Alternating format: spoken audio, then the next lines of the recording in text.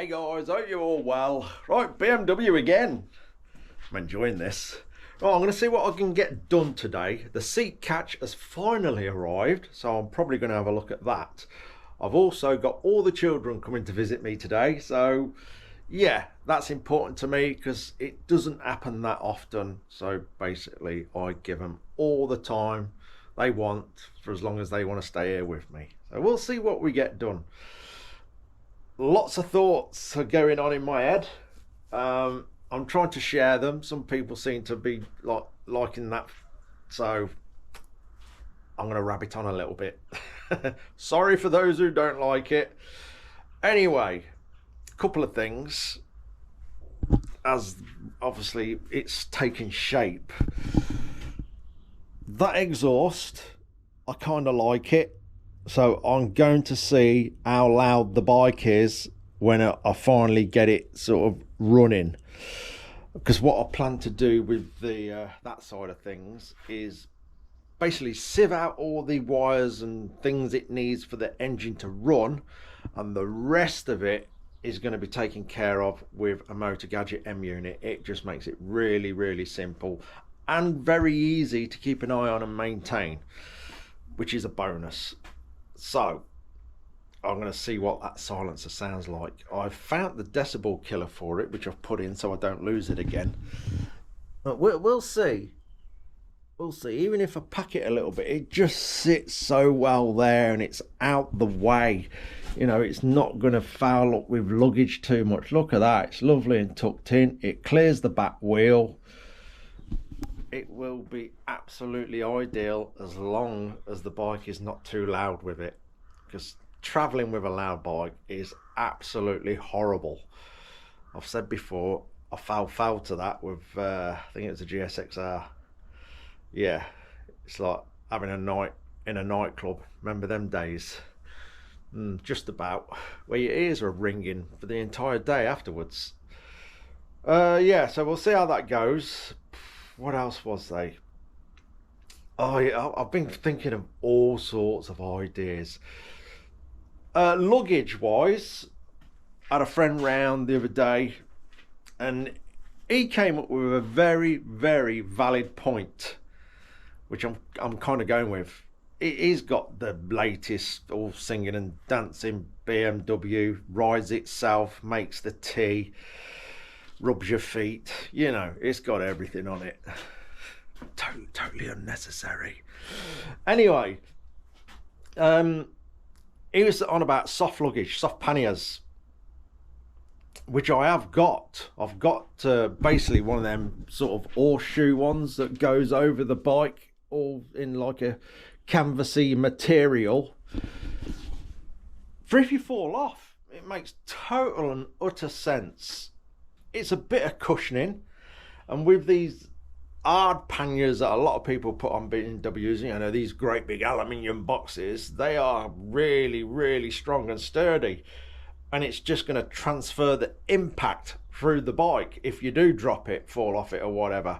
Soft panniers soak that up a bit, especially if you've got, you know, your entire wardrobe in there and it's like a big fluffy cushion. I get it.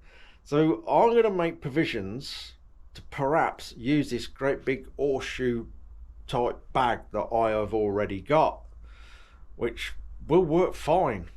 It just makes total sense rather than put hard luggage on it.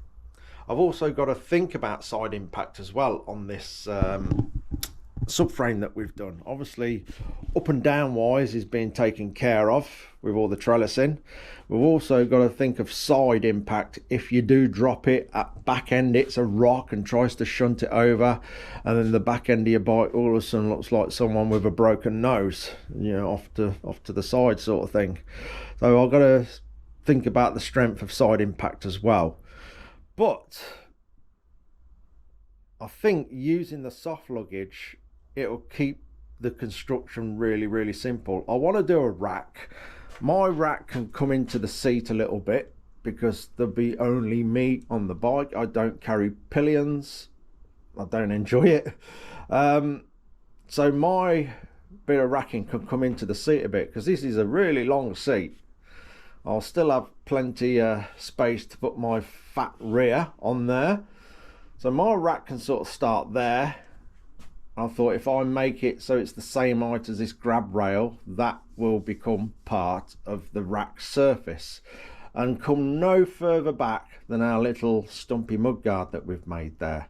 And then probably a bit of framing down here just to keep the bags from flopping into the exhaust and the back wheel. That's still loose, by the way. Yeah, just to stop the bags sort of flopping into the back wheel. So just a very simple construction, really. It can all mount off our subframe, obviously, come up around here about where these little rib things are on the seat. If I keep it there, that still gives me plenty of seat to sit in and be comfortable. So yeah, I think the rack will start there, and like I say, no further back than the mudguard, because again, I don't like them when they're hanging right out here. It's actually more stresses on everything depending on how much you're taking when you do your road trips. I tend to travel very, very light. I don't start packing unnecessary stuff. So I think that's the plan with the luggage system. Soft luggage makes total sense. As I said, if you do drop it, you ain't got great big hard panniers transferring impact through the bike. They're soft and it'll soak it up a bit. Not that I'm planning to fall off, but yeah, I didn't plan falling off the KX. You know what happened there. The screen also, you'll see I've put some black tape around the screen, if you can see that. It's just a guide. I just basically put it on there having a look. I don't want the screen really high. Gertrude came over on one. He just got one. I think I said that in a previous video, which is fantastic. You know, we'll be able to get out here and there and go and do some slightly crazy things and get into some awkward places. Not too bad, not too like rough though. But I had to go on his, and he's got this great big screen on it, and I found it, yeah, me personally, I didn't like it. The bike's fantastic. His bike's brilliant. It does what it says on the tin. It rumbles and grumbles and clunks and clanks. Typical BMW. But his screen, I found myself like trying to really stretch up to look over it because the vision through it was terrible, and I rode it at night in the dark. And I instantly thought, my screen's getting cut short. I don't like it. If you look on some of these screens, you won't see it in the camera. There is sort of imperfections in the plastic. Let's call it wobbly. And it really, really affects your vision, especially at night with street lights and that. Everything's all wobbly vision. Remember the cartoon Rhubarb and Custard, where everything was like that? Everything was constantly wobbling. It's like looking at that. Yeah, so I'm going to cut it short, basically, so it's protecting the CarPlay. And I might even colour that bit of it up, so sort of this bit is black or whatever, so that is completely sort of out of sight, and then we'll just have a little clear bit up here. But I definitely do not want that in my eye line. And as you can see where it is up here, that's probably exactly where it's going to be, in my eye line. I don't want it. I found it really distracting. This has definitely got imperfections in, giving you a bit of a wobbly vision. I don't know if the camera will pick it up as I sort of slew around it a little bit. Like I say, especially at night when you've got street lights bouncing off it. Anyway, it's getting cut short. That's it. Final decision. I'll just got to decide where I'm going to cut it. There's a couple of guys that done the buy me a coffee thing. Thank you so much for that. and left a couple of really nice messages on there. One giving me a couple of links to BMW places. One, Motorworks. I know Motorworks. One of my bikes was in their calendar. One of the BMW calf races I built was in their calendar, and he was saying they have new air intakes. So I'm going to take a look at that when I get a minute. There is one on eBay that looks absolutely fine. I think it's only about 18 quid. So yeah, it's depending on cost. I am obviously going to go down the cheapest route for this build, because the end game is try and keep it. The other side, I have found a bag, a tool bag that will fit perfectly around this side. And like I said, the sides on this bike were odd anyway, so I don't mind it being odd again. We'll do that little panel like the seat finisher, and then down here I have found the perfect tool bag. It's even sort of it's near enough that shape, and it's near enough exactly the same size, and it's only £12. So that's going to get ordered, and what I'll do is make a little frame for it. That is going to be the way I'm going with that. And again, if I decide to change it, a 12 quid bag can go somewhere else on the bike, but I think that's going to do it, and it'll be a really quick, easy job to do. Make a little tubular frame for it that the bag straps to. Another one I was thinking of, I want to carry fuel, because where we potentially could end up on next year's trip, I think it's going to be wise, very wise, to carry fuel, because I can only imagine that fuel stations are going to be very, very hit and miss. So you can get some really, really smart, like mini jerry cans. Some people put them here, especially on the Himalayan, the Enfield Himalayan. A lot of people put there because they got that big frame here. But I could do something like that, build a frame here somehow, somewhere. I know you can get the full bunker, as they called it, crash bars. Oh, a friend's got some crash bars. He said they're really, really ugly, but I might be able to change them. So he's bringing them across. But I might be able to extend some up here to carry fuel cans. But I also thought, we have got all this space under here. We've owned that little tray that I'm going to cut out of what we've done, which, to be honest, I think the Motor Gadget M unit will drop in there very, very nicely. But the rest of it, I was thinking building my own auxiliary fuel tank under there. It's an ideal place. It is. I think it is. There is some BMWs where the fuel tank is at the back of the bike. Is it the 850? Something like that. I think so. Anyway, the fuel tank's at the back of the bike. Even for the Desert X, you can buy rear fuel tanks for them, but wow, I looked at the price of them, that's not happening at all. And yeah, they wouldn't fit this now anyway. But I was thinking, build me, even if it carries just a couple of litres can really get you out of a lot of trouble. So I might be doing that, even if it's just the tank and we siphon fuel out of there into a bottle to pour into the tank. Or I could put a little fuel pump in there with a pipe that you reel out and drop into the tank and just flick the fuel pump on. All ideas at the minute, we'll see, but good chance there could be a little 2-litre auxiliary fuel tank under that seat. I'll put a bit of a deflector plate on it, so anything off the back wheel can't hit it directly, so it'll be all safe. Make it half decent material, so it can't punch or fracture and all that business really, really easy. But yeah, find myself a little breather cap to screw on. I say, it's all ideas. I don't know, it seems like a really ideal place to put an auxiliary fuel tank. We'll see. Anyway, we're going to have the seat off. We're going to have a look at this catch. Okay, seat off. This is going to be a tricky little job. There's the seat catch. Not a lot to it. got a little short cable there.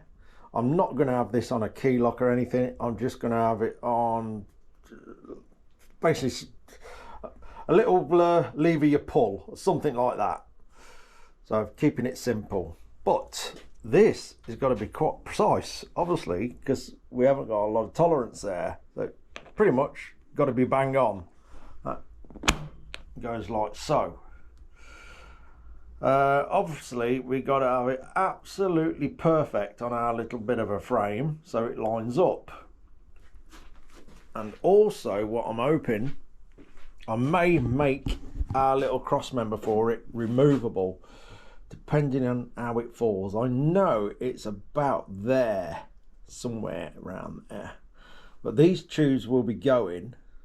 I'm going to make these as short as possible because it would be nice to be able to get at the air filter without having to drop the subframe. So if I can get all this back here to clear the lid on the air filter, that would be much better. If I can't, I will make our cross member bolt on, so that can just be unbolted to get at the air filter. It depends how it all falls. At this moment in time, I do not know. What we'll start doing first is making some sort of cross member for it that this bolts to.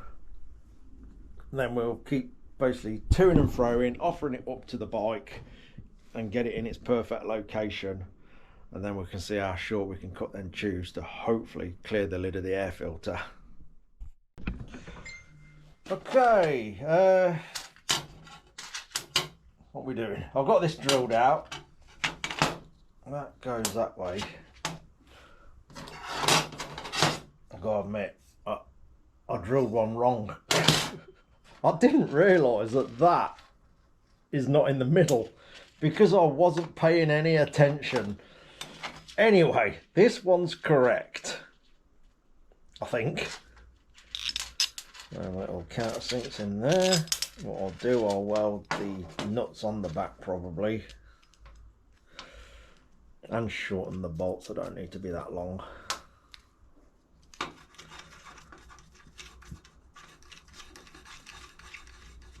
So what we'll do is see if we can squeeze this under the seat.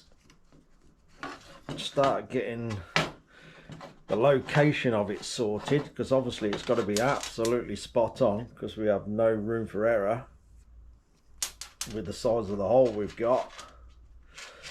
As soon as we've got that established, we will beef this bracket up. So I've got to fold it so it drops down onto the frame, and then we'll put some sides in it to get some strength. Right, first modification we've got to do is take these corners off. Because this has got to be higher than the frame, these rubber pads are obviously sitting on the frame. This collides with them and won't drop onto the pin. And I'm also trying to keep everything tucked that way to clear the airbox so we can get in and out the airbox when needed without having to strip the back end of the bike out. Right, got to mark them up. It's only the corners and we'll trim them off. Right, just roughly cut the corners off. We'll just get a little radius in there, tidy it up a bit.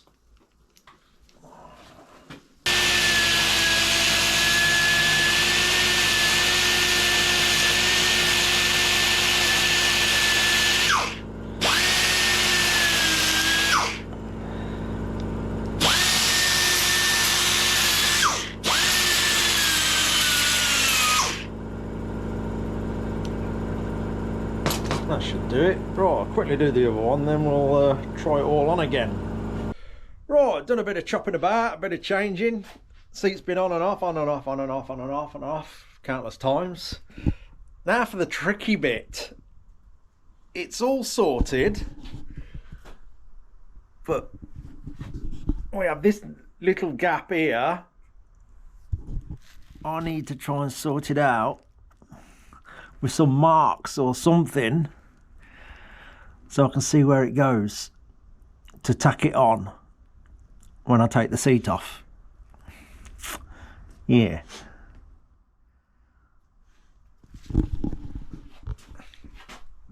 This may take a couple of attempts. Oh, we might be lucky. You might go right the first time. But yeah, I've got to get in there, mark it up and tack it on, then try it, see how it's all going to work. Right, my modified marker pen.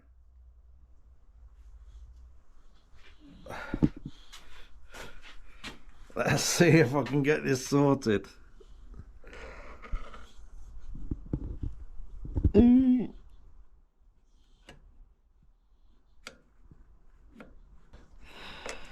Oh, there's some marks there. I don't know if they're going to be right.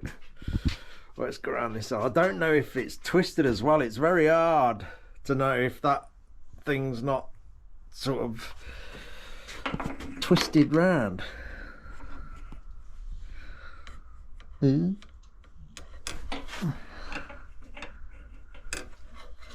Oh, it's sending me cross-eyed looking through there. That might do it. Might do. Right, seat's off. So I can see the marks. It might just get us in the right place. That's going to be about like so.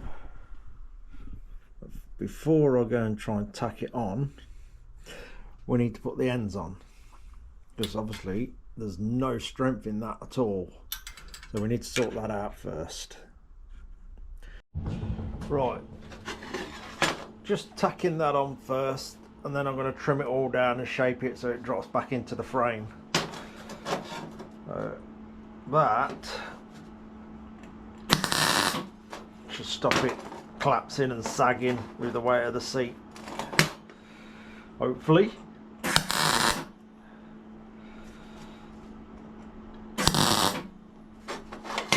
Right, we'll just get that welded up then and we'll dress it all up.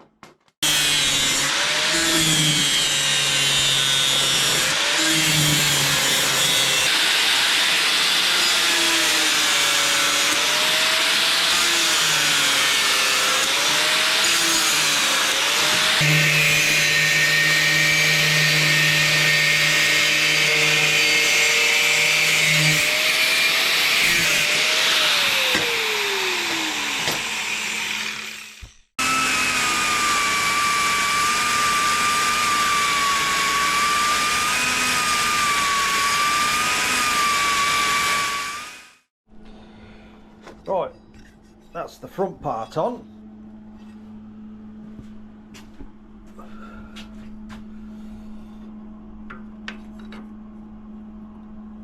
There we go, that drops into there nicely. Again, we may have to just adjust a few bits for it to come forward. I'm unsure yet. But before we do that, we need to do another strengthening bit on the back. That probably drops down to the frame here and here. Right, for the back bit, I've cut this. I'm going to have a bit of a fold in there.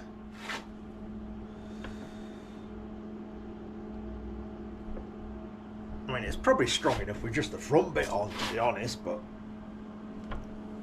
I might as well do this.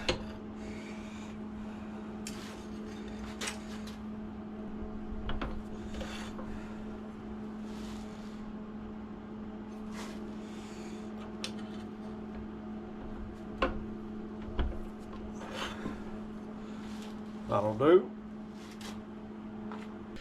Okay, moving on.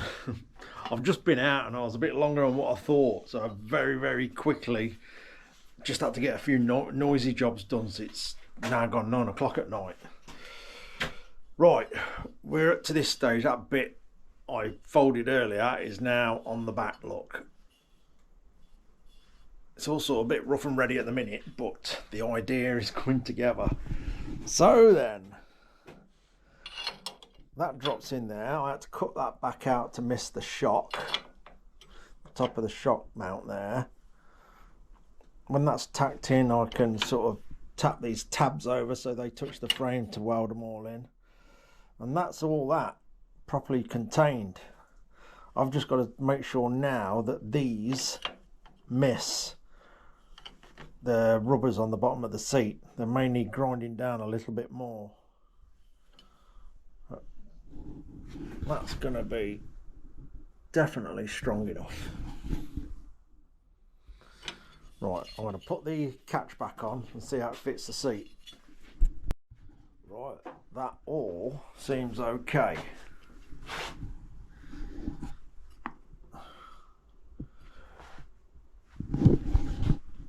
I don't know if I'll get this fitted tonight. I'm going to see how it lines up with the seat on. It all clears the rubber mounts, as you can see.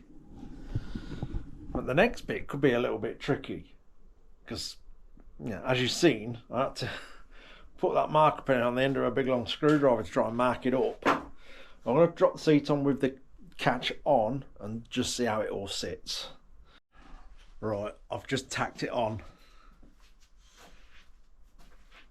It's all right. I think it would benefit from a little guide.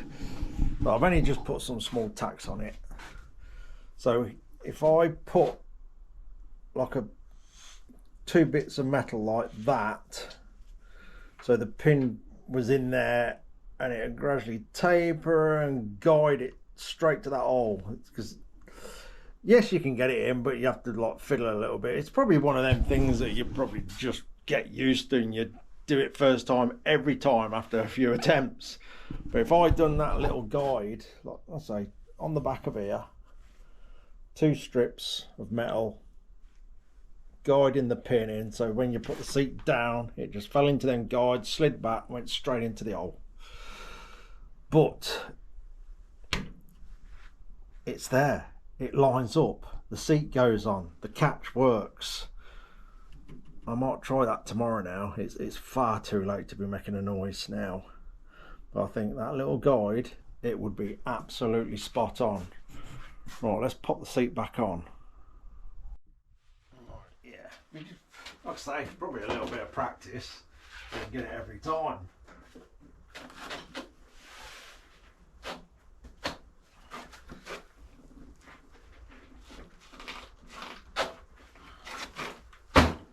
Go. Yeah, if that guide was there, it'd straight down and in. Well, it's there, it works. That's all nice and free, so that works.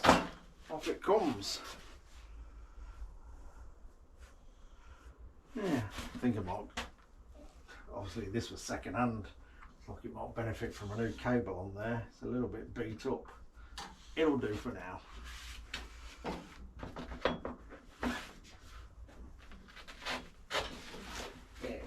Minute I'm looking at where it's going. There we go. I'm going to try that tomorrow. I bet it'll just go straight on and click in. Come on out a minute, Blue. Ah.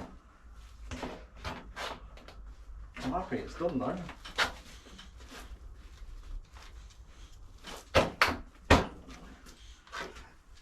It looks as like, yeah, I'm faffing about a bit, but it's going to work. That's going to be spot on. Nice and sturdy. Let's just sketch, see, you know exactly what I mean. So if that's the seat catch hole, if I literally add 2 pieces of metal like that, it'll just drop straight in, guide it straight to it, and in it'll go. I think with that in place, it will be absolutely spot on. And maybe in that bit, that's a little ramp as well. So a bit of metal there, so it just rides up it or whatever. Every direction it'll guide it in. So yeah, you get it every time. I think with that, it'll be spot on. Right, I think that'll do. Not much of a video, I'm afraid, but you know, that's how it is. I'm trying to share all the little jobs on the bike. Some will be a bit more interested than others, but that'll do me today. It's a late one. Been running around a little bit here and there and doing other stuff, so at least it's something done. Anyway, next I'm going to try that little guide tomorrow and see if it improves the ease of putting the seat on. I think it'll work. Anyway, that'll do. Cheers for watching, guys. Take care.